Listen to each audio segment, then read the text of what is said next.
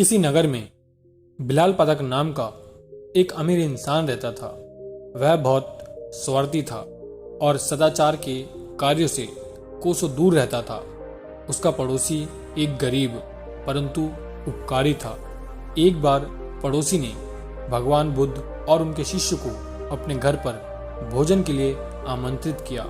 पड़ोसी ने यह भी विचार किया कि इस महान अवसर पर अधिक से अधिक लोगों को भोजन के लिए बुलाना चाहिए। ऐसे संकल्प के साथ पड़ोसी ने बड़े भोजन की तैयारी करने के लिए नगर के सभी व्यक्तियों से दान की अपेक्षा की एवं उन्हें अपने यहाँ भोजन के लिए भी आमंत्रित किया। पड़ोसी ने बिलाल पाठक को भी न्योता दिया।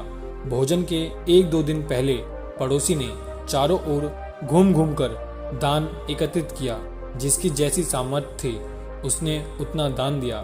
जब बिलाल पाठक ने पड़ोसी को घर घर जाकर दान की याचना करते देखा तो मन ही मन सोचा, इस आदमी से खुद का पेट पालते तो बनता नहीं, फिर भी इतने बड़े भिक्षु संघ और नगर के सभी लोगों को भोजन के लिए आमंत्रित कर लिया है। अब इसे घर घर जाकर भिक्षा मांगनी पड़ रही है। यह मेरे घर भी याचना करने आता ही होगा। जब पड़ोसी बिलाल पाठक के द्वार पर दान मांगने के लिए आया तो बिलाल पाठक ने उसे थोड़ा सा नमक, शहद और घी दे दिया। पड़ोसी ने प्रसन्नता पूर्वक बिलाल पाठक से दान ग्रहण कर लिया, परंतु उसे अन्य व्यक्तियों के दान में नहीं मिलाया बल्कि अलग से रख दिया। बिलाल पाठक को यह देखकर बहुत आश्चर्य हुआ कि उसका दान सभी के दान से अलग क्यों रख दिया गया। उसे यह लगा कि पड़ोसी ने सभी लोगों के सामने उसे बेइज्जत करने के लिए ऐसा किया है, ताकि सभी यह देख सके कि इतने धनी व्यक्ति ने कितना तुच्छ दान दिया है। बिलाल पाठक ने अपने नौकर को पड़ोसी के घर जाकर इस बात का पता लगाने के लिए कहा।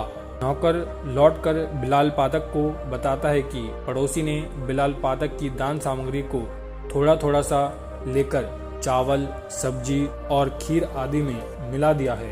यह जानकर भी बिलाल पाठक के मन से जिज्ञासा नहीं गई और उसे अभी भी पड़ोसी की नियत पर संदेह था।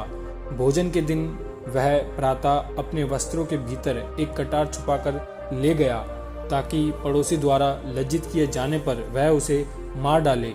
पर वहां जाने पर उस पड़ोसी को भगवान बुद्ध से यह कहते हुए सुना, भगवान, इस भोजन के लिए जो भी दान का संग्रह किया गया है वह मैंने नगर के सभी लोगों से दान में प्राप्त किया है। कम हो या अधिक, सभी ने पूर्ण श्रद्धा और उदार सहित दान दिया है, अतः सभी का दान एक मूल्य समान है। पड़ोसी के यह शब्द सुनकर बिलाल पाठक को अपने तुच्छ विचारों का बोध हुआ और उसने अपनी गलतियों के लिए सभी के समक्ष पड़ोसी से क्षमा मांगी। बिलाल पाठक के पश्चाताप शब्दों को सुनकर बुद्ध ने वहां उपस्थित समस्त व्यक्तियों से कहा, तुम्हारे द्वारा किया गया शुभ कार्य भले ही कितना थोड़ा हो पर उसे तुच्छ मत समझो। छोटे छोटे शुभ कार्य एकत्रित होकर ही भविष्य में विशाल रूप धारण कर लेते हैं। इसीलिए दोस्तों, छोटी ही सही लेकिन समाज की भलाई व विकास में हमारी भी हिस्सेदारी होनी ही चाहिए, क्योंकि जब ये छोटे छोटे शुभ कार्य समाज के एक बड़े हिस्से के लिए किए जाते हैं तो ये एक बदलाव का रूप धारण कर लेते हैं और यही बदलाव समाज व संसार को प्रगति और उद्धार की ओर ले जाता है।